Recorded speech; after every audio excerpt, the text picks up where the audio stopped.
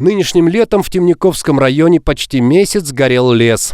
Лесные пожары стали бедствием для всей России. Районный активист Григорий Явишев считает, что причина пожаров не только в жаркой погоде. Пожары стали неизбежны после того, как партия власти протащила в Госдуме новый лесной кодекс. Кодекс передавал леса в аренду частникам и ликвидировал сложившуюся десятилетиями систему государственного контроля в этой сфере. Бардак в лесах Мордовии начинается прямо от шоссейных трасс. Никто не заботится о том, чтобы вырубать нависающие над ЛЭП и проезжей частью сухие деревья. Хотя рано или поздно они без сомнения повалятся.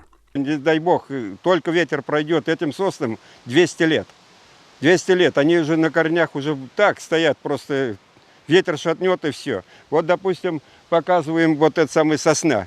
Он уже стоит, эта сосна здесь, лет 5, наверное, уже будет этот самый.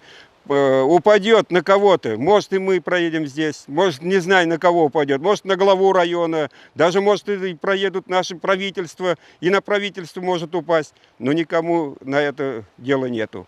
Чем дальше в лес, тем больше проблем. В августе, когда начались пожары, въезд в лесные массивы был запрещен. Но по дорогам Темниковского района лесовозы продолжали ездить, чему мы сами были свидетелями. Арендаторам, видимо, плевать было на запрет. А тем более тем, кто стоит за ними. Ведь часто формальный арендатор – это просто подставное лицо. Настоящие хозяева участков неизвестны.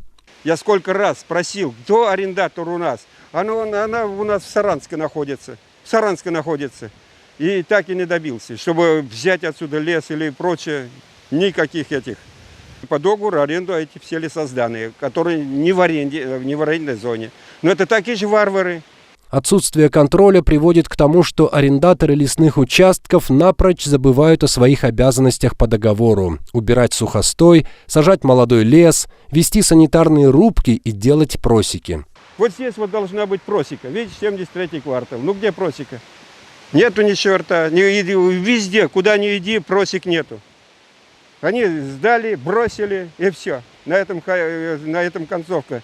Григорий Иванович много лет работал лесником. Он сажал эти деревья своими руками. Ему больно смотреть на то, во что мордовский лес превратился. Здесь вот полностью был лес. Хороший, отличный лес. Был лес. Леса нету. Ну, растили мы, бывшие лесники, которым вот сейчас нам под 70 лет, мы вырастили. А вот они, вот эти шакалы, я больше никак не назову, кроме шакалов, они все вырубили.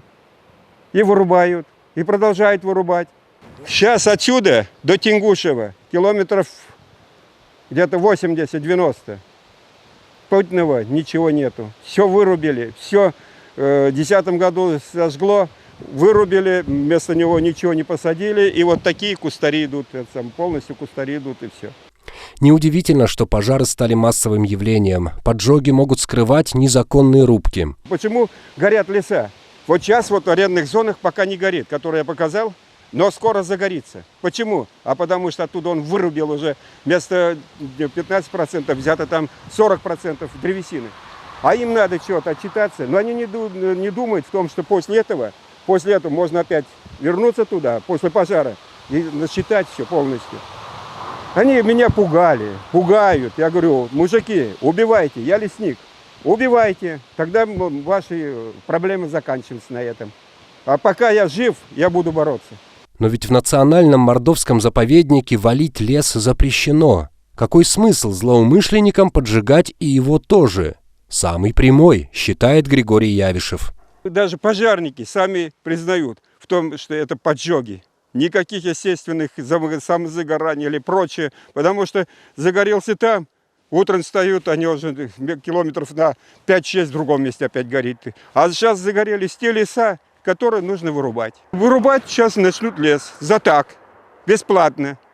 Понимаете? Участки леса в заповеднике, по которым прошелся огонь, будут теперь полностью вырубать. Хотя пожар, как правило, уничтожает далеко не все. После того, как обгорит кора, остается масса ценной древесины. Кому-то настоящее богатство. Ведь эти деревья разрешат в заповеднике валить бесплатно. Еще и спасибо скажут.